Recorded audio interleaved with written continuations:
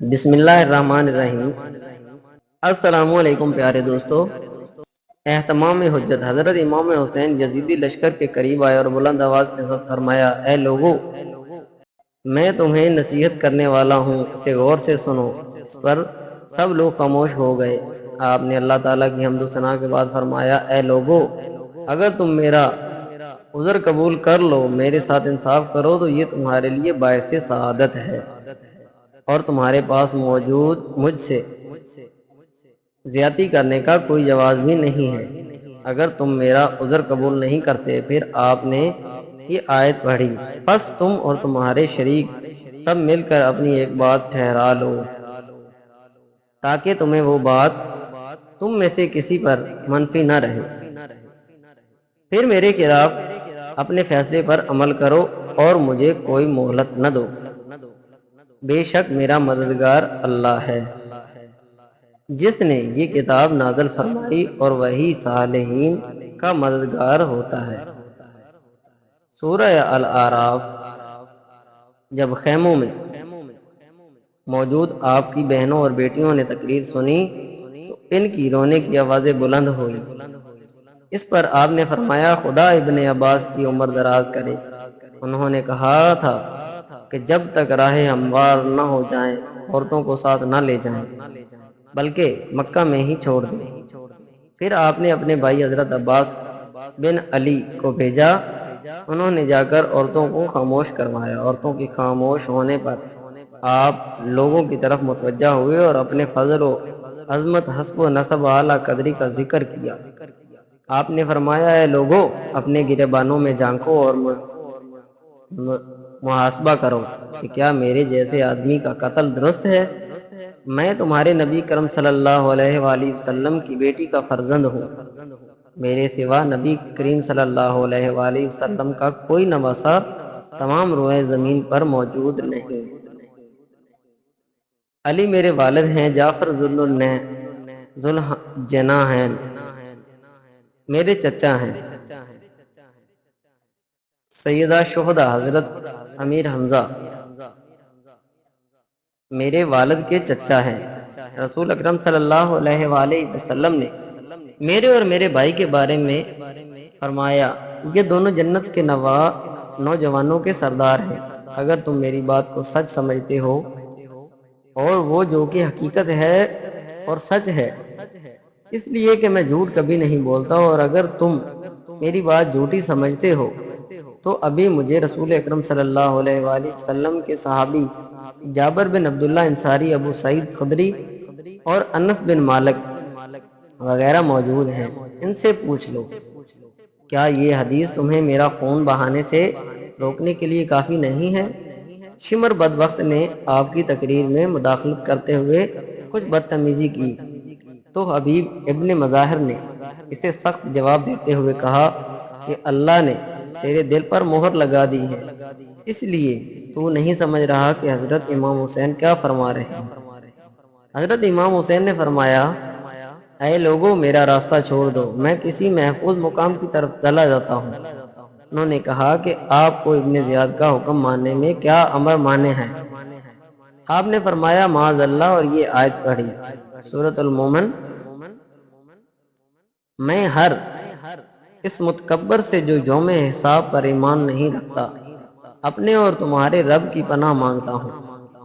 پھر آپ نے اپنی سواری کو بٹھایا اور مخالفین سے فرمایا کہ بتاؤ، کیا تم مجھ سے کسی خون کا بدلہ لینا چاہتے ہو، یا میں نے تمہارا مال کھایا ہے یا کسی کو زخمی کیا ہے جس کا تم مجھ سے بدلہ چکانے آئے ہو؟ لیکن کسی نے جواب نہ دیا۔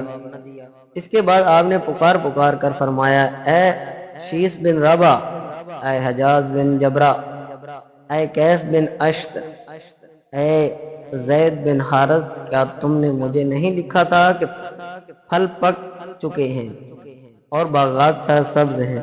آپ ہمارے پاس تشریف لائیں، آپ ایک مضبوط فوج کے پاس آئیں گے۔ انہوں نے کہا، ہم نے کسی کو خط نہیں لکھا۔ آپ نے فرمایا، سبحان اللہ، تم نے یقیناً لکھے تھے۔ پھر آپ نے فرمایا، اے لوگو، جب تم مجھ سے بیزار ہو تو میرا راستہ چھوڑ دو۔ میں تم سے کہیں دور چلا جاتا ہوں۔ اس پر قیس بن اشعث نے کہا کہ آپ اپنے قرابت دار یعنی ابن زیاد کا حکم کیوں نہیں مان لیتے؟ وہ آپ کو کوئی غضب نہیں پہنچائے گا، آپ سے وہی معاملہ کرے گا جو آپ چاہتے ہیں۔ آپ نے جواب دیا کہ جو اپنے بھائی کا بھائی ہے۔ تو جب اہل کوفہ نے حضرت مسلم بن عقیل سے غداری کی تو انہوں نے ایک بڑھیا توا کے گھر بنا لی۔ اس بڑھیا کے بیٹے بلال نے مخبری کر دی۔ یہ مخبری محمد بن اشعث جو کہ قیس بن اشعث کا بھائی تھا، اس کے معرفت ہوئی تھی۔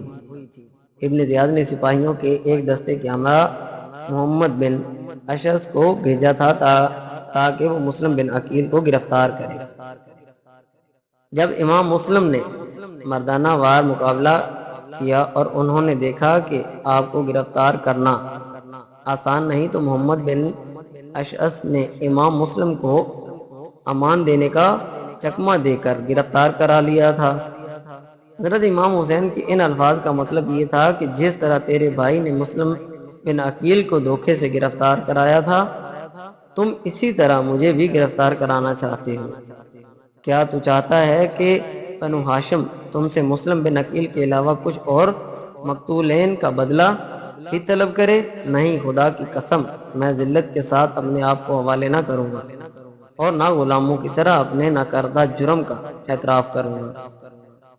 اور کا شوق شہادت۔ جب عبر بن سعد جنگ شروع کرنے کے لیے آگے بڑھا تو حر بن یزید نے اس سے کہا کہ خدا تیرا بھلا کرے، کیا تو واقعی ان سے جنگ کرے گا؟ ابن سعد نے کہا ہاں، خدا کی قسم، اور ایسی جنگ کی جس میں سروں کی بارش ہوگی اور ہاتھ قلم ہو کر زمین پر گریں گے۔ اور نے کہا ان کی پیش کی ہوئی باتوں میں سے کوئی بھی بات تم لوگوں کو منظور نہیں۔ ابن سعد نے کہا کہ خدا کی قسم اگر یہ معاملہ میرے اختیار میں ہوتا تو میں ضرور ایسا ہی کرتا، لیکن کیا کروں، تمہارا امیر نہیں مانتا۔